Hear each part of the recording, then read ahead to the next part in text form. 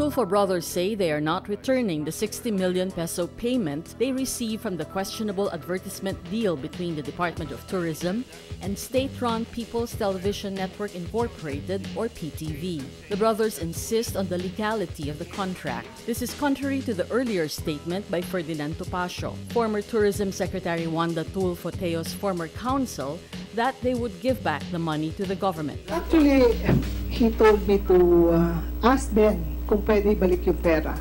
So I told Ben, because it was the advice of my lawyer. And I was forcing him. I said, kung pwede ibalik. And first he said yes, and then later on he changed his mind. Sabi niya, titingnan niya kung saan niya kukunin yung pera. He said, titingnan niya kung saan niya kukunin ang pera because nagasto na kasi niya yung pera. Di ba? He paid for the people, ganun lahat. Teo and Ben insist on their innocence and say they do not know where to get the money after they paid for the production and talents. Ben adds Topacio was representing his sister Teo and had no right to speak for him.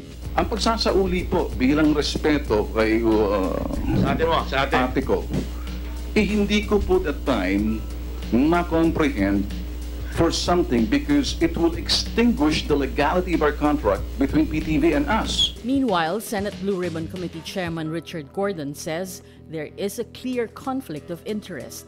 Gordon is looking into charges of graft against Wanda Teo and her brother Ben Tulfo. The senator excludes Erwin Tulfo from accountability, saying Teo and Ben are the ones criminally liable.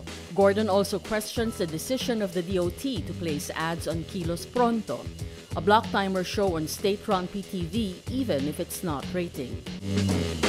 The Bureau of Customs announces 4 giant magnetic lifters tested negative for drugs in swab tests. Philippine Drug Enforcement Agency, or PDEA officials said the lifters were used as containers in smuggling the drugs into the country. BOC Chief Isidro La Peña says they conducted the swab testing with the PDEA and the Philippine National Police. La Peña says the PDEA has no basis to claim that illegal drugs got past the BOC screening. PDEA earlier said the illegal drugs were traced when their drug-sniffing dog sat down, a sign that they detected illegal drugs. PDEA Chief Director General Aaron Aquino explains the lifters matched lifters intercepted earlier, which carried 500 kilograms. Aquino says it's just the same, exactly the same. It's magnetic lifter which has a power supply. It also has cables, the same cables. The color of these magnetic lifters, the same. Aquino was absent during the House probe's pilot hearing and could not personally defend his agency's findings. Aegis Juris fraternity member Mark Anthony Ventura breaks down in tears when he takes the witness stand Tuesday. Ventura identifies the 10 accused in the hazing-related death of University of Santo Tomas freshman law student Horacio Atio Castillo III. The Manila court starts the trial of the 10 fratmen Tuesday, hearing their bail petitions. Department of Justice prosecutors put star witness Ventura on the stand to prove that the evidence of guilt is strong and that bail should be denied. Sources say Ventura starts to cry when he points to accused one by one. Castillo's mother says he was emotional. It was his first time to testify and see his brothers after the incident. Of course, this is hard for him. As he said, they are his family, they are his brothers. But he has to tell the truth.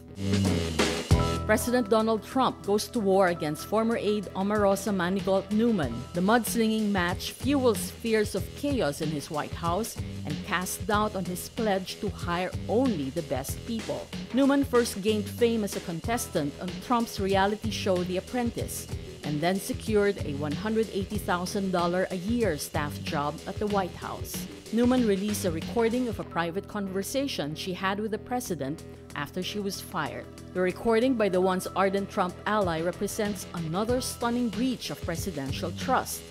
It also came on the eve of the release of her tell-all book, Unhinged. Trump tweets, "Wacky Omarosa, who got fired 3 times on The Apprentice, now got fired for the last time.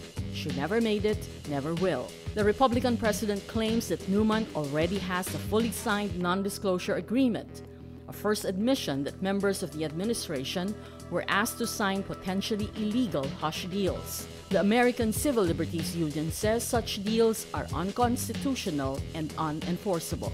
The latest recording appears to show a president who has little knowledge of what is happening inside his own White House.